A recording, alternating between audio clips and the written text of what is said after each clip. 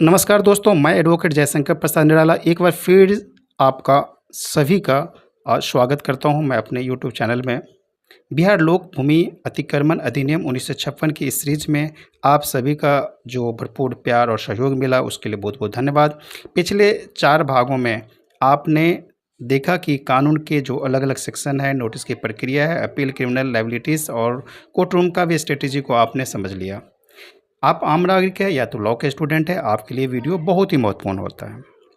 लेकिन कोई भी कानून सिर्फ किताबों और धाराओं से नहीं चलता, बल्कि माननीय उच्च न्यायालय और सर्वोच्च न्यायालय के आदेशों से उसे एक व्यवहारिक और नई दिशा मिलती है। इसलिए आज इस भाग 5 में हम बात करेंगे, स्क्रीन पर भी है जो टॉपिक है कि अतिक्रमण कानून से जुड़े माननीय सुप्रीम कोर्ट और पटना हाई कोर्ट के ऐतिहासिक फैसले, लैंडमार्क जजमेंट का, और कुछ बेहद ज़रूरी व्यवहारिक सवाल जो हर नागरिक और वकीलों को पता होना चाहिए। आप आम नागरिक हैं, आप देख रहे हैं मेरे वीडियो को, तो बिल्कुल आपको भी यह पता होना चाहिए। तो कंटिन्यू बने रहिए। माननीय सर्वोच्च न्यायालय का युगांतकारी फैसला जगपाल सिंह केस 2011 का है। बहुत ही शॉर्ट में मैंने स्क्रीन पर दिया है, आप उसे पूरा का पूरा डाउनलोड कर सकते हैं। सबसे पहले बात करते हैं देश की सबसे बड़ी अदालत यानी माननीय सुप्रीम कोर्ट के एक ऐतिहासिक फैसले का, और वह जो केस था वह था जगपाल सिंह बनाम राज पंजाब राज 2011 केस है। इस फैसले का असर बिहार के हर एक अंचल, गांव और शहर का सीधा सब पर असर पड़ता है, क्योंकि अंचल, गांव, शहर का जो केस है उस पर उनका बहुत ही असर पड़ा।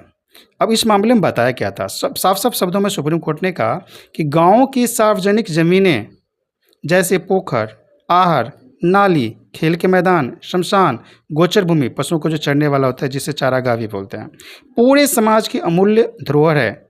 इन्हें किसी भी रसूखदार या प्रभावशाली व्यक्ति द्वारा हर पार नहीं जा सकता है।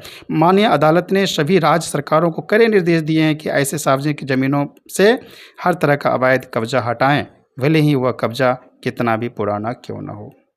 अगर आपके कोर्ट केस में सार्वजनिक भूमि या रास्ते विवाद का है, तो इस जजमेंट की जो है प्रोसीडिंग आप प्रेसिडेंट दे सकते हैं, नज़ीर दे सकते हैं। इसका जो है आप बिल्कुल पीडीएफ डाउनलोड कीजिए, प्रिंट कीजिए। प्रिंट करने के बाद जो है साइटेशन के रूप में आप उसका उपयोग कीजिए, साइटेशन आप दे दीजिए जज साहब के। उनके तौर पर अदालत में पेश जरूर करें, क्योंकि ये सरकारी ज़मीन से जुड़ा हुआ है। अब मैं दूसरा बात करता हूँ माननीय पटना उच्च न्यायालय के कड़े निर्देशों के लिए निर्देश दिया है। अब आते हैं कि न्यायालय ने क्या रुख दिया। बिहार में सार्वजनिक रास्तों और ज़मीनों पर अतिक्रमण को लेकर अक्सर जनहित याचिकाएं पीआईएल दाखिल होती है, आप सब जानते हैं। पटना हाई कोर्ट में कई ऐतिहासिक मामलों में बिहार सरकार और जिला प्रशासनों को स्पष्ट गाइडेंस दी गई है। क्या दी गई है, जानते जाइए। पहला, अतिक्रमण पंजी, इनक्रॉचमेंट रजिस्टर। हर अंचल कार्यालय में जब आप जाएंगे, उसके ऑफिस में जाएंगे, सीओ साहब का ऑफिस में अंचल कार्यालय जाएंगे, तो एक व्यवस्थित अतिक्रमण रजिस्टर होना अनिवार्य है, जिसमें दर्ज हर शिकायत पर की गई कार्रवाई का पूरा ब्यौरा दर्ज होना चाहिए। क्या क्या हुआ, कब केस हुआ, कौन कौन पार्टी बना, कैसा था, किस तरह का भूमि था, सब कुछ दर्ज रहता है। समय सीमा में निष्पादन होना चाहिए, यानी टाइम के अंदर जो समय सीमा है, लिमिटेशन है, उसी के अंदर। हाईकोर्ट ने साफ साफ किया कि अंचल अधिकारी ने धारा 6 के तहत अतिक्रमण हटाने का अंतिम आदेश पारित कर दिया है, तो उससे डंडे नहीं, ठंडे बस्ते में नहीं डाला जा सकता है। यानी आप उसे ऐसा ना कि आदेश दे दिया और वह बंद हो गया और उस पर जो अतिक्रमण किया हुआ व्यक्ति है वह मज़े से मज़े ले रहा है। स्थानीय प्रशासन को एक निश्चित समय सीमा के भीतर पुलिस बल की मदद से उस आदेश को जमीनी तौर पर निष्पादित करना ही होगा। अब बात आती है तीसरा कि व्यवहारिक सवाल जो है वह भी है, आपके स्क्रीन पर है, बहुत ही इंपॉर्टेंट हो जाता है जब आप उसे देखते हैं, समझते हैं। अगर अधिकारी शिकायत पर कार्रवाई ना करे तो क्या करे, जो आम नागरिक के लिए बहुत ज़रूरी है। कचहरी में प्रैक्टिस के दौरान हमारे अक्सर लोग आते हैं और कहते हैं, वकील साहब हमारे गाँव का सार्वजनिक रास्ता किसी ने घेर लिया है। हम सीओ साहब को लिखित आवेदन भी दिया, शिकायत भी किया, कई बार कहा भी, वहाँ भी ले गया, दिखाया भी, लेकिन महीनों बीत जाने के बाद भी न कोई नोटिस जारी हुआ, न ही कोई नापी हुई। यदि ऐसी निष्क्रियता सामने आती है तो आप वो क्या करेंगे, आप कानून का सहारा लेंगे, और कानूनन आपके पास 3 बेहद प्रभावी रास्ते मौजूद है। वो क्या है, वो देखिए आप। पहला, सबसे पहले आप लोक शिकायत निवारण अधिनियम में जाइए। वहाँ पर आप बिहार लोक शिकायत निवारण अधिनियम के अधिकार के अधिनियम के तहत अनुमंडल या जिला स्तर पर अपनी शिकायत दर्ज करा सकते हैं। यहाँ लोक शिकायत निवारण पदाधिकारी के समक्ष सीओ साहब को तय सीमा के भीतर उपस्थित होकर जवाब देना पड़ेगा। जी हाँ, तो सबसे पहले आप कहाँ जाएंगे? लोक शिकायत निवारण अधिनियम के अंतर्गत आप जाइए, जहाँ लोक शिकायत होती है वहाँ आप कीजिए अपने जिले के लोक शिकायत विभाग में जाकर के। डीएम जैसे ही उसको आदेश देंगे, सीओ साहब को यहाँ आएंगे और अपना जवाब देंगे कि आखिर वो एक्शन क्यों नहीं ले रहे हैं। दूसरा रास्ता है उच्च अधिकारी को प्रतिलिपि। जब कभी भी आप कोई भी पिटिशन डालते हैं, एप्लीकेशन देते हैं, अंचल अधिकारी को दिए गए आवेदन है, तो वहाँ पर 2 कॉपी करवाए। अंचल अधिकारी को जब देते हैं तो बोलते हैं कि बोलिए, उनका कॉपी करके इस पर रिसीविंग दो कि पर्टिकुलर डेट में आपने मेरा कॉपी लिया है। यदि वो लेने से इनकार करता है तो इसका भी उपाय है, आप रजिस्टर्ड डाक के द्वारा क्या कीजिए, भेजिए। और आपके पास जो पेमेंट करते हैं, जो टिकट देते हैं, जो रजिस्टर्ड डाक का जो देते हैं, उससे ट्रेस भी करते रहिए और उसका भी वो स्लिप अपने पास रखिए जो आपने रजिस्टर्ड पोस्ट किया था। और एक प्रति जिला समाहर्ता और भूमि सुधार उप समाहर्ता को पंजीकृत डाक द्वारा भी भेज दीजिए। यदि आप जा करके वहाँ रिसीविंग करवाते हैं और वो साइन कर देता है जो भी रिसीव करता है, तब बहुत अच्छी बात है। नहीं है तो आप बाय पोस्ट कीजिए।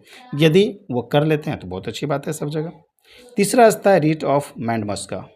यदि तमाम प्रशासनिक कोशिशों के बाद भी अधिकारी अपने वैधानिक कर्तव्य का पालन नहीं कर रहे हैं, तो माननीय पटना उच्च न्यायालय के समक्ष अनुच्छेद 226 के तहत रीट याचिका दायर कर सकते हैं, जहां से अदालत संबंधित अधिकारी को समय सीमा के भीतर कानून सम्मत कार्रवाई करने का सख्त निर्देश जारी करती है। अब आइए मैं बात कर लेता हूँ थोड़ा सा कंक्लूजन का, क्योंकि ये 5वां वीडियो है सीरीज का और मैंने सभी वीडियो मिला करके कोशिश किया हूँ कि ज़्यादा से ज़्यादा बात जुड़ सके और जानकारी भी मिल सके। तो अब बात करते हैं कि कंक्लूजन का, जो शॉर्ट में लास्ट में जानते हैं। बिहार लोक भूमि अतिक्रमण अधिनियम 1956 की यह 5 मांगों की विस्तृत सीरीज कानूनी की पेचीदगियों को सरल भाषा में समझने का प्रयास थी। कानून की असली ताकत तभी है जब हम समाज के रूप में और कानून के रखवाले के रूप में अपने अधिकारों और कर्तव्यों के प्रति पूरी तरह सजग रहें।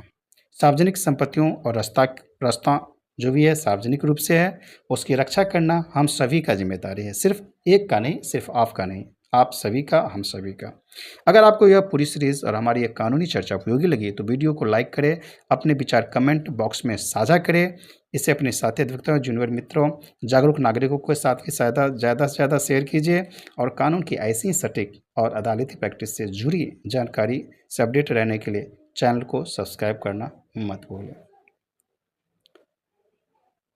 वीडियो देखने के लिए आप सबको मेरा बहुत बहुत धन्यवाद। यदि कोई भी सवाल है बिल्कुल कमेंट कीजिए, मैं कोशिश करूँगा जल्द से जल्द जवाब देने का कि आखिर आप और क्या कर सकते हैं। Thank you.